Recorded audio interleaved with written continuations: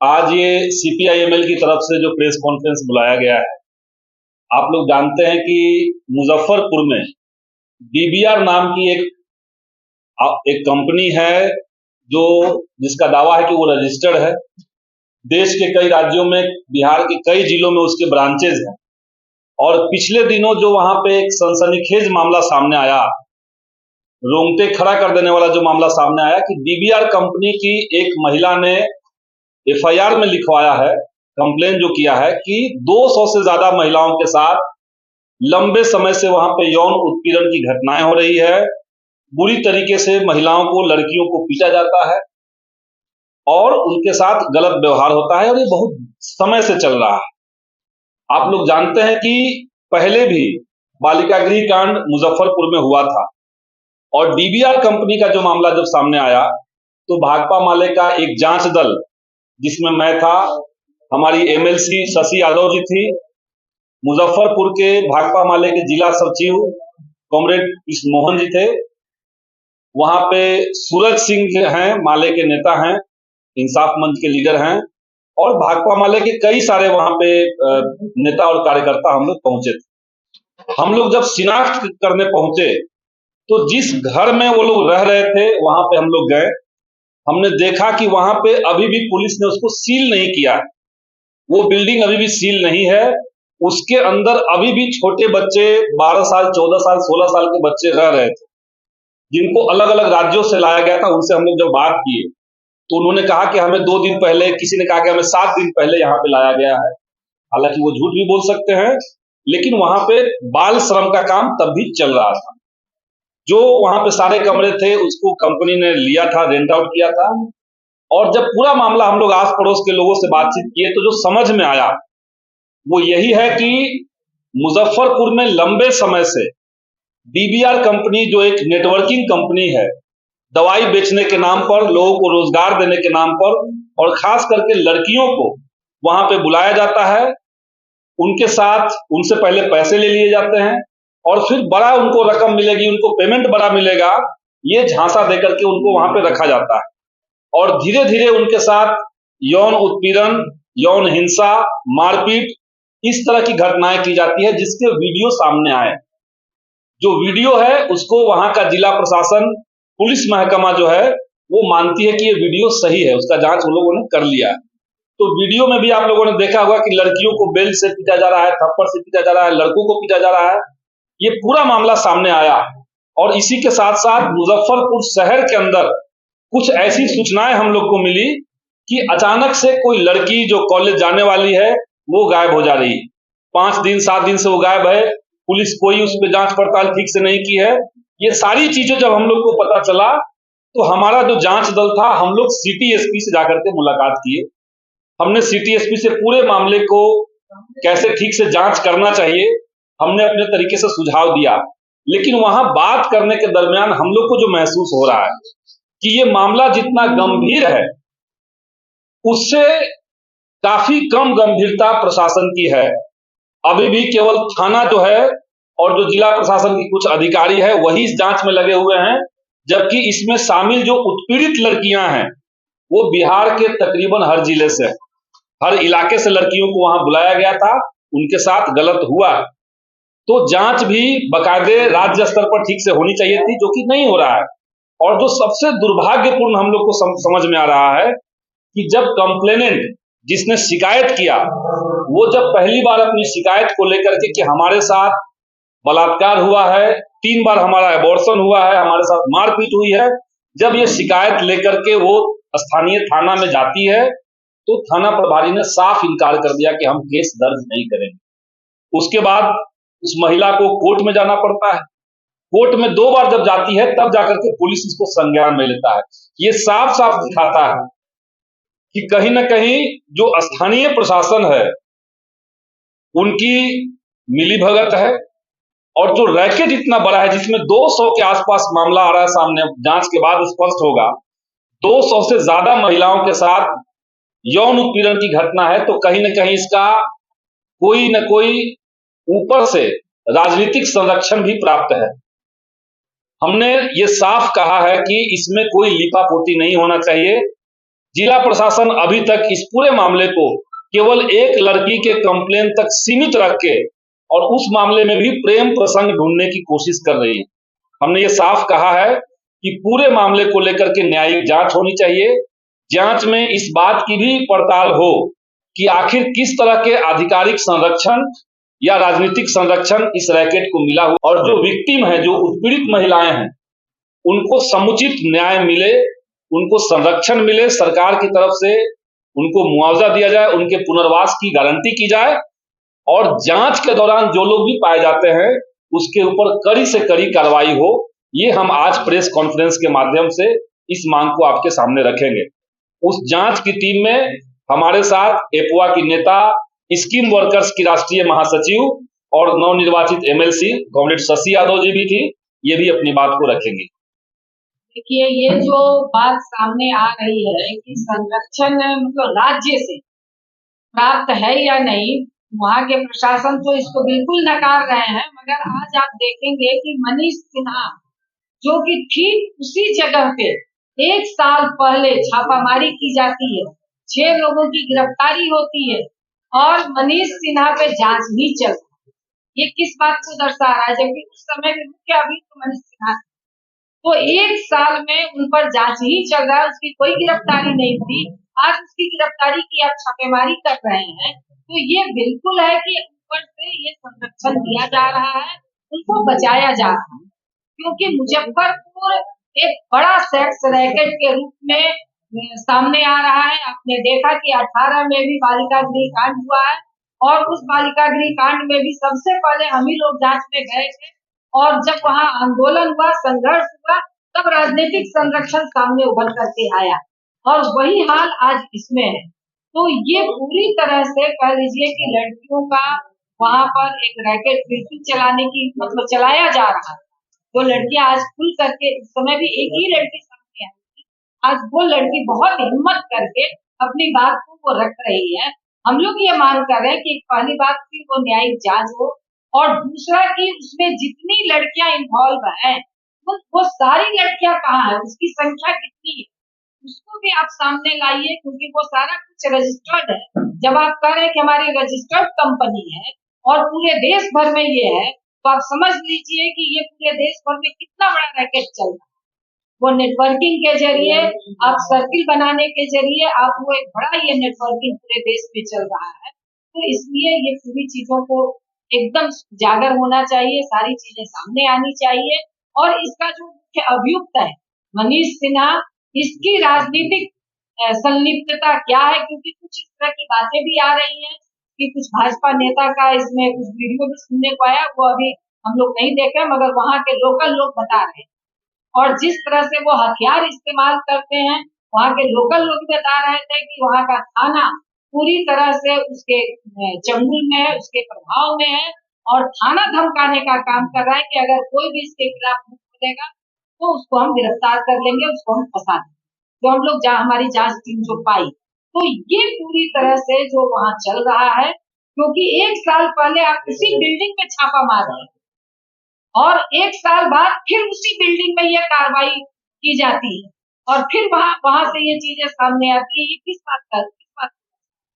जब हम लोग सिटी एसपी को ये सवाल हम लोगों ने पूछा, तो वो कहे कि अब वहाँ कॉल सेंटर नहीं है। कॉल सेंटर ठीक है, बंद हो गया, मगर किसी न किसी रूप में तो वही उस बिल्डिंग में काम तो ये चल रहा था।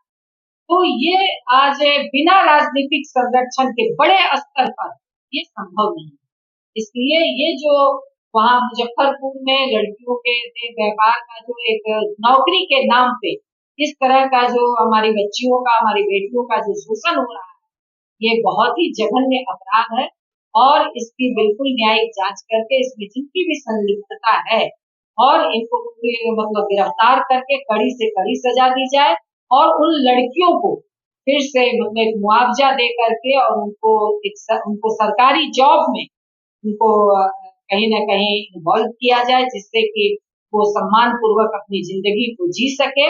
ये मांग हम लोग प्रेस कॉन्फ्रेंस के माध्यम से करते हैं, और सरकार से ये कहना चाहते हैं, नीतीश कुमार से, जो बेटी पढ़ाओ बेटी बचाओ की बात करते हैं और महिला सशक्तिकरण की बात करते हैं।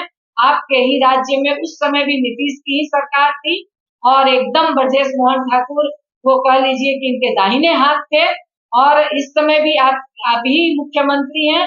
अगर आप इसको जल्द से जल्द उजागर नहीं करते हैं तो इसको हम लोग पिछले बार भी अगर देखा जाए तो सड़कों पे आंदोलन करके बिहार बंद जैसे कार्यक्रम हम लोग किए थे, तो इस बार भी हम तमाम लोग मिल करके आंदोलन होगा, बड़े आंदोलन होंगे और उन तमाम लोगों को कड़ी से कड़ी सजा आपको देंगे। आपने कहा है कि राजनीतिक दल की संलिप्तता कौन लोग हैं जो इसमें शामिल हैं?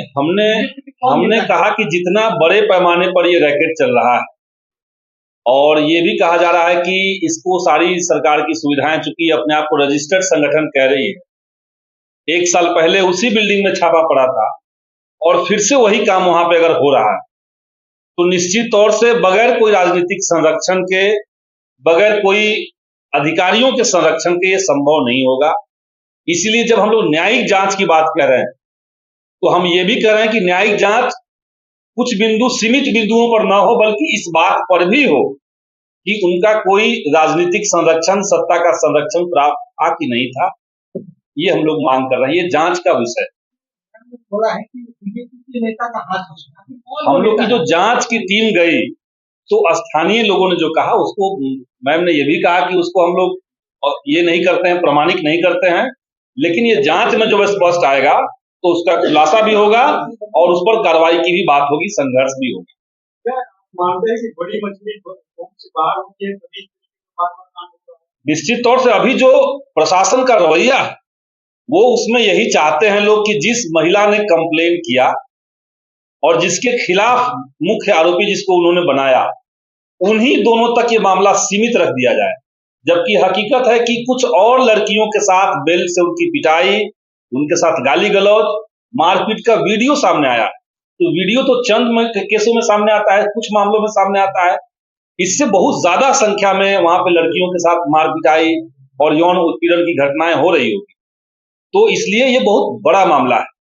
डीबीआर कंपनी से जुड़ी हुई हर महिला का बयान लिया जाए, वहां तक प्रशासन पहुंचे, उनका बयान लिया जाए, उनका जांच हो और तब ढंग से एक मुकम्मल तस्वीर सामने आएगी और उसको लेकर के सरकार को अपना कार्रवाई करना चाहिए। लेकिन प्रशासन का जो रवैया है, एक केस तक सीमित रख करके पूरे मामले को दबा करके कहीं ना कहीं आप बड़ी मछलियों को बचाना चाह रहे हैं, ये हम लोग नहीं होने देंगे।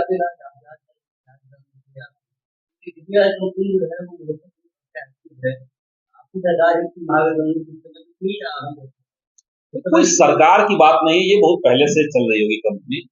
लेकिन पिछले साल मई में एक कंप्लेन आया था जिला प्रशासन के पास मुजफ्फरपुर में।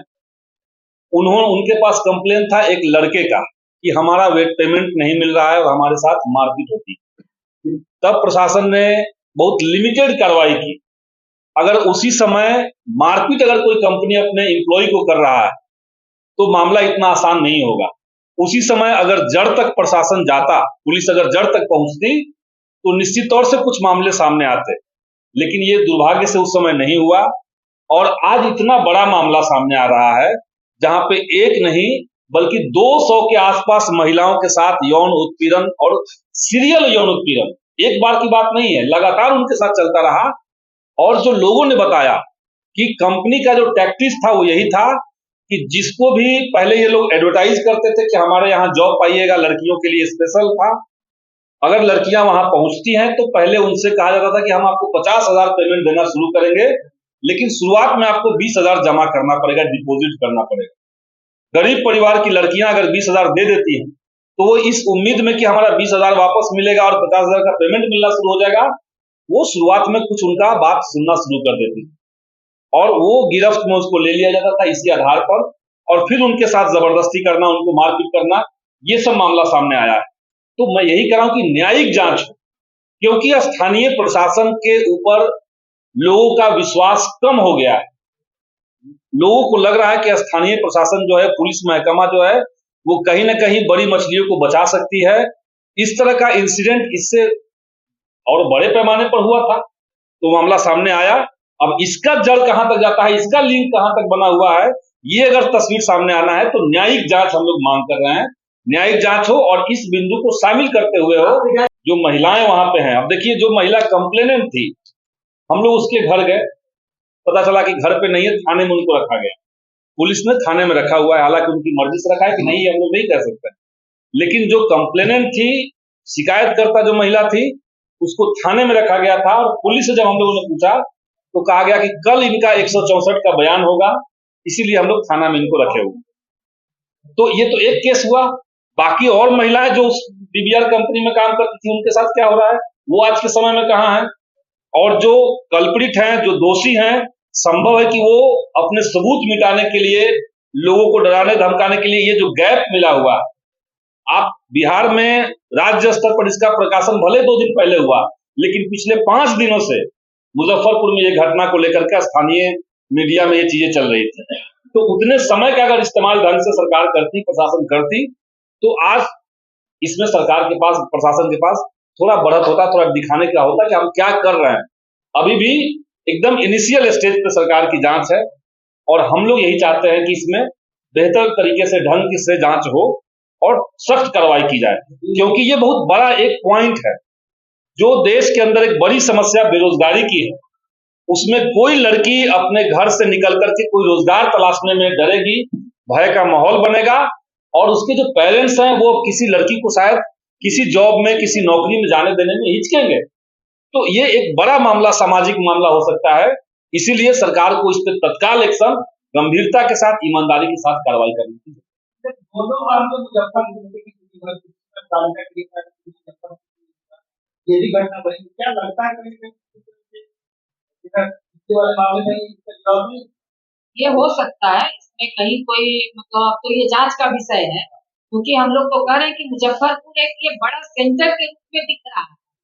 उस समय भी मैं भी एकदम मतलब वो कह लीजिए कि बहुत मुश्किल से वो चीजें सामने आई, बहुत हिम्मत करके 1-2 लड़की सामने आई थी, और उस घटना को पूरी तरह से लिपापोती करने की कोशिश की जा रही। तो हम लोग उसमें आंदोलन किए, संघर्ष किए, तब वो चीजें सामने आई। इस भी घटना का अगर आप देखिए तो उसी तर्ज पे लिपापोती करने की कोशिश की जा रही है कि ये लड़की का अपना कोई एक संबंध था, शादी करने की बात थी। ये इस रूप में इस घटना को मतलब कहिए कि खत्म कर, लिपापोती ये सामने पेंट कर रहे हैं। तो ये मतलब बिल्कुल ये मतलब इसी बात को तो दर्शा रहा है कि कहीं ना कहीं बड़ी मछली इसमें शामिल है। नहीं तो आप पिछले बार ही इसको आप जड़ तक जा करके चीजों को आप खत्म कर सकते हैं, मगर वो चीजें नहीं है, क्योंकि वो छोटी घटना पर ही वो वहां पर स्टॉप हो गया, और फिर आज ये सामने आई, तो आप इसको इस रूप में सामने ला रहे हैं, प्रेम प्रसंग के रूप में। तो इस बार मनीष सिन्हा अभी तक बाहर है, उस समय भी वो मुख्य अभियुक्त था, और आज की डेट में भी वो मुख्य अभियुक्त है। तो ये मनीष सिन्हा कौन है, इसका क्या राजनीतिक संरक्षण है, तो ये चीजें तो जांच का विषय, इसलिए न्यायिक जांच की मांग कर रहे हैं। और ये इन चीजों को दर्शा रहा है कि कहीं ना कहीं ये सारी चीजों पे आप याद कीजिए कि वहां पे एक और बड़ी घटना हुई थी, उस लड़की का भी न, नव, नवरूना ना नवरूना नवरूना का आज कह लीजिए कि पता नहीं चल पाए, वो मतलब कहाँ चली गई। तो ये मुजफ्फरपुर में अभी भी हम लोग जो गए, 4-5 लड़कियों का गायब था। एक भाकपा माले की जिला कमेटी के साथी है, उनकी बेटी लापता है 1 सप्ताह से। मनीष सिन्हा वो मुख्य अभियुक्त है। अभी जो नेटवर्किंग वाला जो ये मुजफ्फरपुर कांड का है, इस मामले में